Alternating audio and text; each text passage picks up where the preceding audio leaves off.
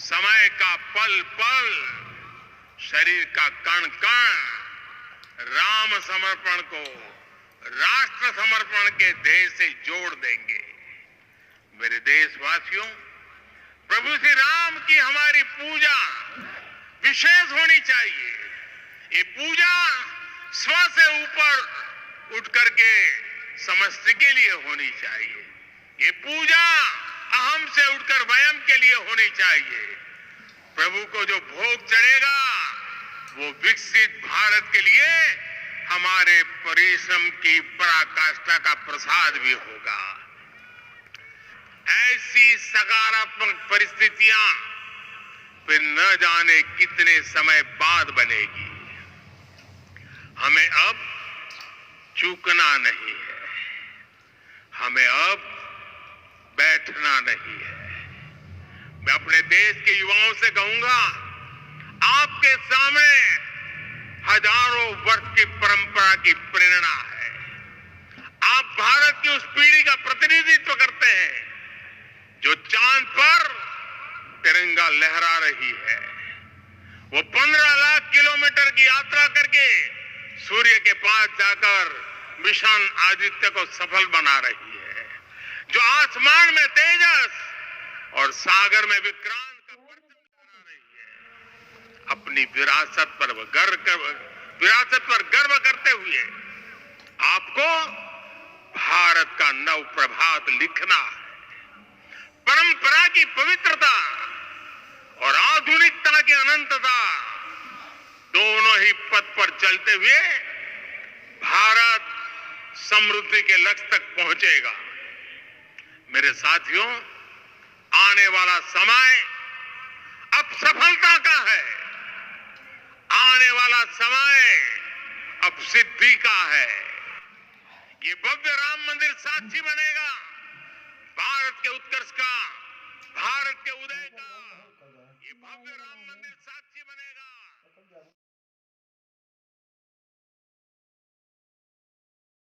सिखाता है कि अगर लक्ष्य सत्य प्रमाणित हो, अगर सामूहिकता और संगठित शक्ति से जन्मा हो, तब उस लक्ष्य को प्राप्त करना असंभव नहीं है।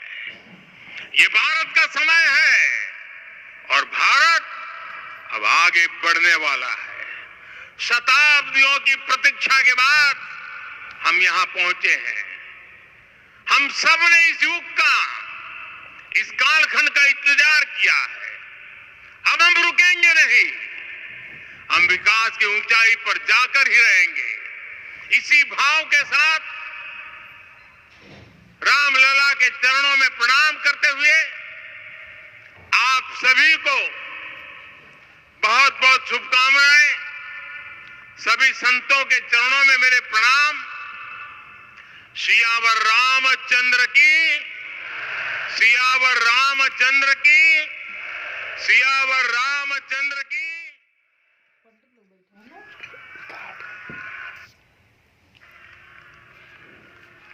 मैं आपसे निवेदन करूंगा, अभी थोड़ा आसन ग्रहण करिए। माननीय प्रधानमंत्री जी यहां से कुबेर टीला की ओर प्रस्थान करेंगे।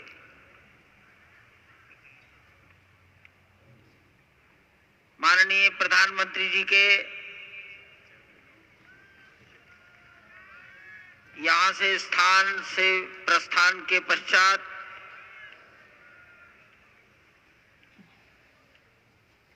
हमारे महंत नृत्य गोपाल दास जी के शिष्यगणों से निवेदन करूंगा, मंच पर आकर उनको नीचे की ओर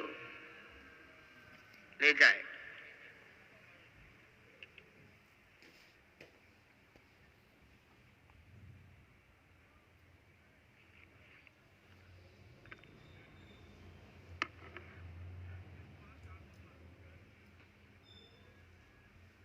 जानकी दास जी अब मंच पर आ जाइए।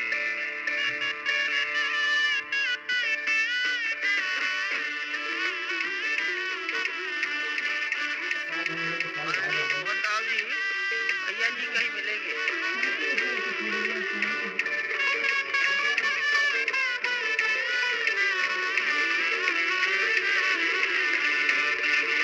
माननीय प्रधानमंत्री जी साधु संतों के निकट की ओर जा रहे हैं।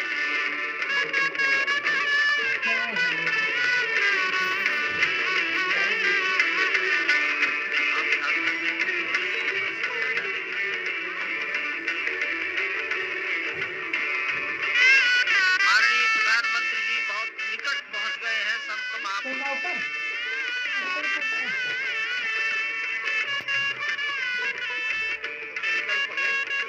देव से देश और राम से राष्ट्र का निर्माण, संगीत यानी कि राष्ट्रीय चेतना में जो राम विराजे हैं वो राष्ट्रीय जनमानस में राम के गुणों का अवतार हो। मानस में जो राम है उनके गुणों का भारत के जनमानस में अंगीकार हो। निश्चित तौर से राष्ट्र निर्माण के 1000 वर्षों का जो स्वप्न प्रधानमंत्री नरेंद्र मोदी ने दिखाया है वो निश्चित तौर से पूरी दुनिया के सामने भारत भारतीयता को नए रूप में व्याख्यायित करता है, सनातन संस्कृति को नए स्वरूप में व्याख्यायित करता है।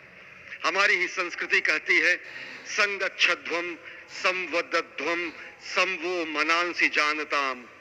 हमारी ही संस्कृति कहती है सहना भवतु सहनो भुनक्तु। हमारी ही संस्कृति कहती है कि हम विश्व बंधुत्व के लिए अपना सर्वस्व न्यौछावर करें, राष्ट्र निर्माण में अपना सर्वस्व अंशदान करें।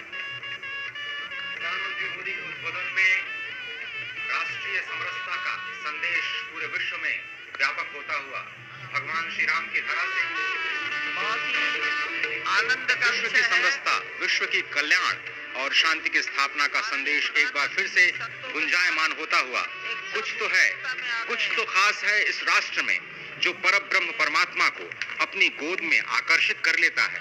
कुछ तो खास है इस अयोध्या धाम में जो निर्गुण निराकार परब्रह्म को सगुण साकार बना देता है। कुछ तो खास है इस राष्ट्र की धूल में, इस राष्ट्र के अन्न में जो मां कौशल्या के गर्भ में उस राम को उत्पन्न कर देता है पुत्र के रूप में, और उनकी गोद में पुत्र के रूप में परब्रह्म को खेलने पर विवश कर देता है। कुछ तो खास है इस राष्ट्र में जो भक्तों की भावना के अनुरूप अनंत अनंत रूप में भगवान अपने भक्तों को दर्शन देते हैं। राम सबके हैं, राम सर्वत्र हैं, और इसीलिए आज एक ऐसे ही अद्भुत अलौकिक स्वरूप में, बाल रूप में 5 वर्ष के राघव अब अपने भक्तों को नए नवीन नूतन दर्शन के लिए पधार चुके हैं। स्वागत कीजिए भगवान श्री राम का इस नए अवतार में। आज के इस अलौकिक दिव्य द्वादशी की तिथि में, जब कूर्म अवतार का दिन, आज भगवान श्री राम ने एक बार फिर से अवतार लिया। धरा धाम, अयोध्या धाम, सरयू, सब कुछ प्रसन्न, आनंदित, उल्लसित और अभिवादन स्वीकार कर रहे हैं प्रधानमंत्री नरेंद्र मोदी। यहाँ पर पहुंचे हुए संत समाज का, आम जन का, जनता जनार्दन का, विशिष्ट अतिथियों का। आज अयोध्या धाम में भगवान श्री राम के मंदिर में प्राण प्रतिष्ठा कार्यक्रम इस मायने में भी विलक्षण है क्योंकि समूची भारत की सारी परंपरा, सभी धर्म, संप्रदाय, मत, पंथ, सबका यहाँ पर सम्मेलन हुआ है। एक यहाँ पर ऐसा समागम हुआ है जो सनातन संस्कृति के शाश्वत स्वरूप को स्थापित करता है। यहाँ पर शैव, वैष्णव, शाक्त, पत्य, गणपत्य, सिख, बौद्ध, जैन, दशानन, शंकर, रामानुजाचार्य संप्रदाय, निम्बारका संप्रदाय, विष्णुनामी संप्रदाय, राम सनेही संप्रदाय, पंथों में घीसा पंथ, गरीबदासी, गौड़िया, कबीर पंथी, वाल्मीकि पंथी, धार्मिक संगठनों में अनेकानेक विश्व कल्याण में लगे हुए, भारत निर्माण में लगे हुए संगठनों के प्रतिनिधि, महिमा समाज, अकाली, निरंकारी, राम नामधारी, राधा स्वामी, वरकरी, वीर शैव, हर कोई भारत की समस्त मत पंथराय की जो अलग अलग धाराएं हैं वो आज उनका यहाँ पर समागम हुआ है, आज उनका यहाँ पर संगम हुआ है और पूरी दुनिया चकित रूप में देख रही है कि किस तरीके से वैविध्य में एकता का प्रमाण, विविधता में एकता का प्रमाण, बहुरंगी, सतरंगी, विविध 5 रंगी घंटा संस्कृति का आज यहाँ पर सम्मेलन हुआ है और पूरी दुनिया उल्लासित है। संभवतः इसीलिए कहा गया है कि मैं एक बिंदु परिपूर्ण सिंधु, यह मेरा हिंदू समाज, मेरा इसका संबंध अमर, मैं व्यक्ति और यह है समाज, इससे मैंने पाया तनमन, इससे मैंने पाया जीवन, मेरा तो बस कर्तव्य यही, सब कुछ कर दूं इसको अर्पण, मैं तो समाज की थाती हूँ, मैं तो समाज का सेवक हूँ, मैं तो समष्टि के लिए व्यष्टि का कर सकता बलिदान अब है, हिंदू तन मन, हिंदू जीवन, रग रग हिंदू मेरा परिचय। तो निश्चित तौर से एक जो हमारी सनातन संस्कृति का प्रतीक है वो आज पूरी दुनिया देख रही है इस परम अयोध्या धाम से। वर्षों की तपस्या पूर्ण हुई इस राष्ट्र की, कई वर्षों की तपस्या पूर्ण हुई है उन संतों की जो लगातार भगवान श्री राम के लिए अपना सर्वस्व बलिदान करते रहे। तपस्या पूर्ण हुई है स्वयं प्रधानमंत्री की जो लगातार पिछले 11 दिनों से विशेष उपवास अनुष्ठान में है। उनकी प्रतिज्ञा पूर्ण हुई क्योंकि वो विशेष तौर पर श्रीरंगम और श्री रामेश्वरम से खुद भगवान श्री राम के लिए उपहार लेकर के आए और उपहार तो समस्त देश से यहाँ पर पहुंच रहे हैं। कोई रामलला के लिए भोग न्यौछावर कर रहा है, तो कोई उनके पोशाक तैयार कर रहा है, कोई उनके लिए हीरे जवाहरात भेज रहा है, तो जनकपुर और मिथिला वाले भार भेज रहे हैं। उस भार में सोना है, चांदी है, भाव है, भंगिमा है, प्यार है, दुलार है, संस्कार है। तभी तो भगवान श्री राम सबके हैं, सर्वत्र हैं। और इसीलिए शायद ही कोई ऐसा राज्य हो इस राष्ट्र का जिसने भारत भूमि में अयोध्या धाम में भगवान श्री राम के नव्य और भव्य मंदिर के निर्माण में अपना योगदान न दिया हो।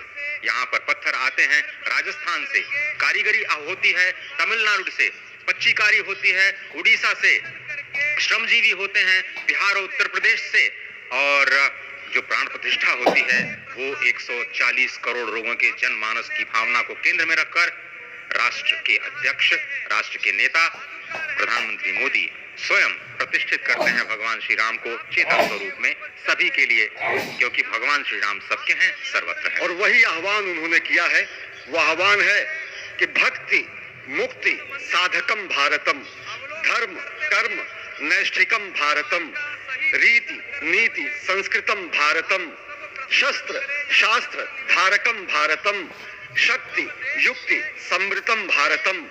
और निश्चित तौर से ये आज एक संकल्प के सिद्धि का दिन है और आज ही एक शपथ लेने का भी दिन है, आज ही एक और सौगंध लेने का दिन है जिसमें कहा जाता है कि अजय्याम च विश्वस्व देहि शक्तिम सुशीलम जगद्येन नम्रम भवेत, श्रुतम चैवयत यत्तंतकाकीर्ण मार्गम स्वयं स्वीकृतम न सुगम कार्येत।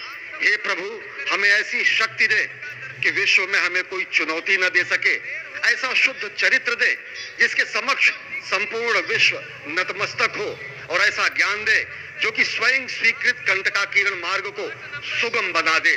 और सभी कंटकाकीर्ण मार्गों को सुगम बनाते हुए हम भारत को जगत गुरु की पदवी पर विश्व में स्थापित कर सके।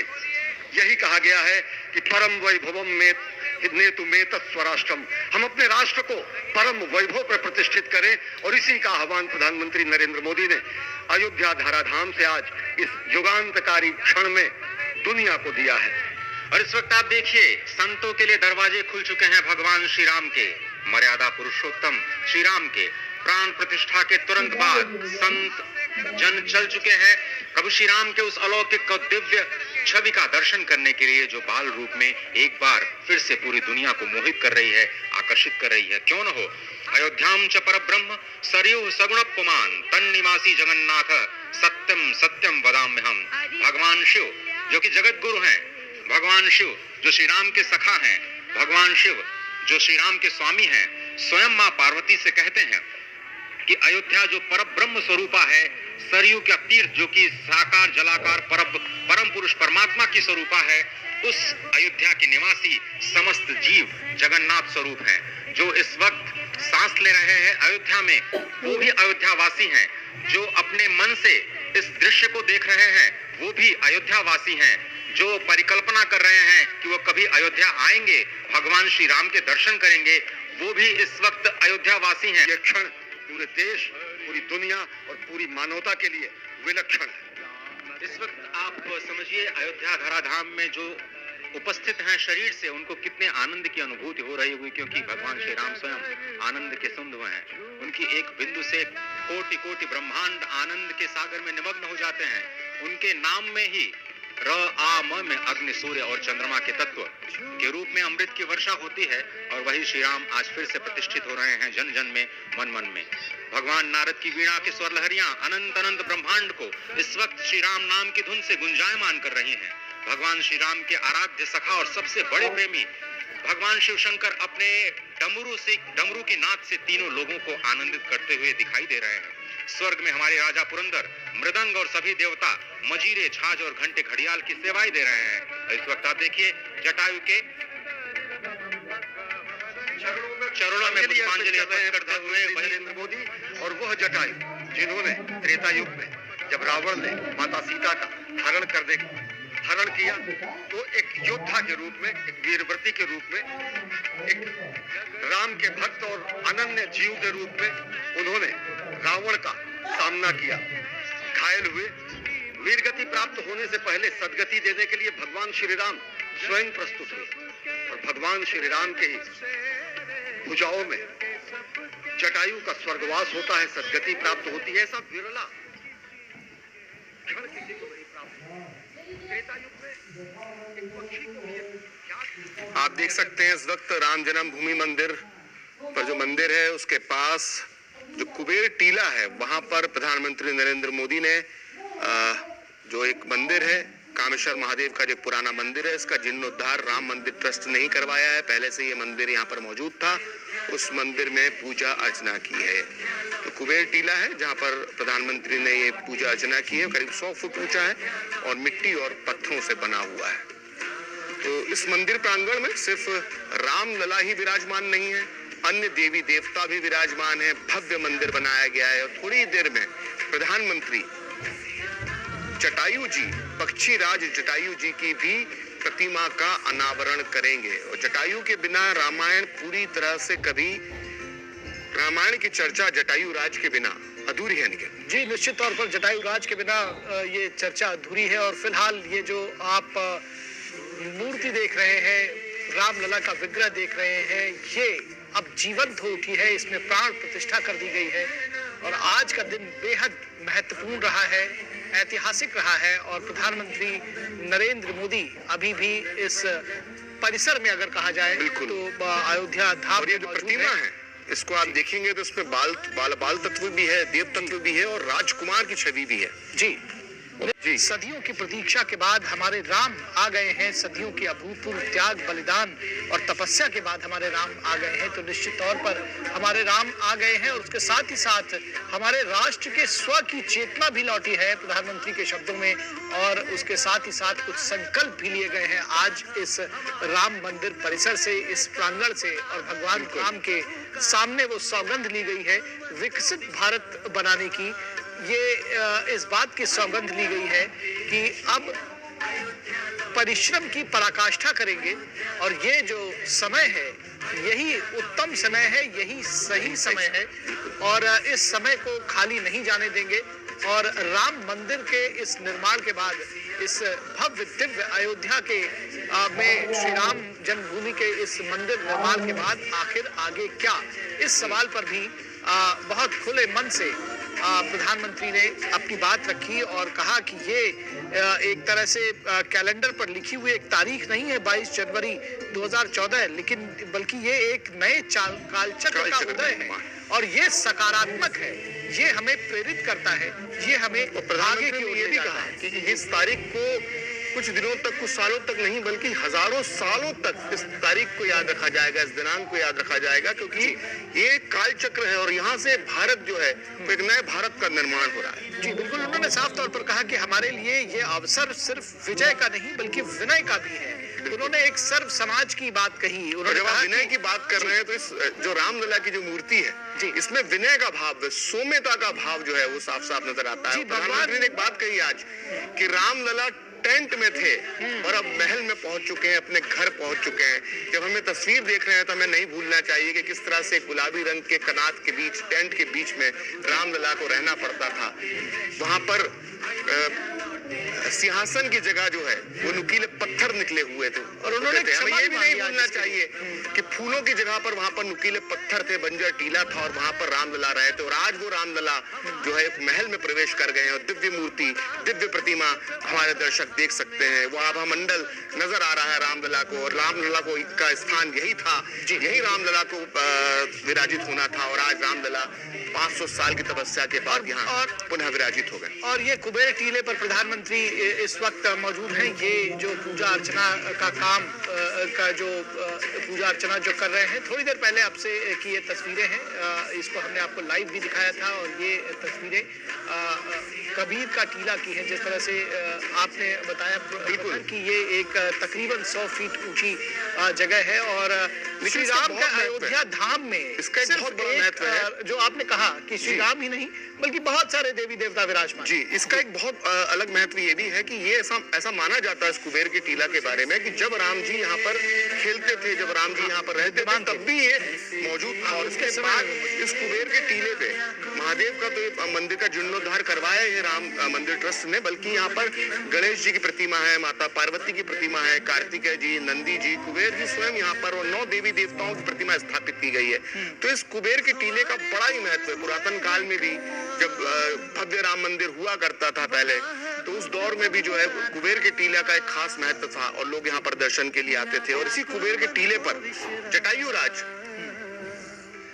जी भी एक विशाल प्रतिमा का अनावरण प्रधानमंत्री करने वाले हैं। आपने 2 बातें कही, उनको मैं जोड़ना चाहता हूँ। एक तो आपने कहा कि भगवान राम की जो प्रतिमा है ये सौम्यता और विनय भी दर्शाती है, और भगवान राम का जो चरित्र है वो उदात्त है, सौम्य है, दिव्य है, भव्य है और पराक्रमी भी है। तो जो सौम्यता और पराक्रम का अद्वितीय रूप है वो भगवान श्री राम का रूप है। और आपने दूसरी बात जटायु की बात कही है, जटायु का टीला है, दरअसल जटायु की तस्वीर का अनावरण कर रहे हैं उस प्रतिमा का। ये देखिए कितनी भव्य ये मूर्ति है। और निश्चित तौर पर जटायु, गिद्धराज जटायु आज भी याद किए जाएंगे कि जिस तरह से प्रधानमंत्री ने कहा कि वो जानते थे कि वो महाबली रावण के खिलाफ युद्ध नहीं जीत पाएंगे उनके विरुद्ध, उसके बावजूद यहाँ तुलसीदास जी का हमें जिक्र करना जरूरी है, जो उन्होंने जटायु के पूरे चरित्र का वर्णन किया है। जब जटायु सीता हरण को रोकने में भले नाकाम हो गए, लेकिन अपने प्राणों का जो उन्होंने बलिदान दे दिया, और जब घायल अवस्था में थे और जब राम उनसे मिलने पहुंचे तो पूरे रामचरितमानस में जटायु और श्री राम के जो संवाद का जिक्र आता है वो बड़ा ही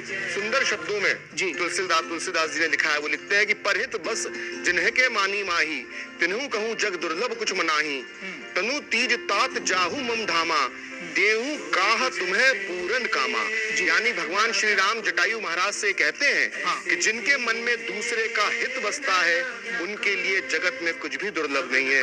हे तात, यानी हे जटायु, हे तात, शरीर छोड़कर आप मेरे परम धाम में जाइए, मैं आपको क्या दूं, आप तो सब कुछ पा चुके हैं। ये जो भाव भीना संवाद जो है प्रभु श्री राम और जटायु के बीच में, जटायु के अंतिम वक्त में, और आज उसी राम जन्मभूमि पर, उसी राम के महल में, उसी राम जी के घर में जटायु राज की जो है ये विशाल प्रतिमा लग रही है। और ये प्रतिमा हमें याद दिलाती रहेगी हमारे आने वाली पीढ़ियों को बरसों बरस तक कि नारी अस्मिता के लिए इस तरह का आत्म उत्सर्ग करना जो व्यक्ति करता है उसे सदियों तक, सदियों ही नहीं कालों तक उसको याद रखा जाता है। ये तस्वीरें इस बात की गवाह हैं जब प्रधानमंत्री जटायु राज की इस प्रतिमा का अनावरण कर रहे हैं। जी निश्चित तौर पर आपने जिस प्रसंग का वर्णन किया गिद्धराज जटायु और भगवान श्री राम के उस प्रसंग का, वहाँ और भगवान राम के जब पराक्रम की बात कहते हैं जी, तो एक प्रसंग ये भी है, ये दिव्य तस्वीरें ये भी कही जाएंगी क्योंकि ये जो श्रमिक हैं, जो ये श्रमिक हैं, ये वो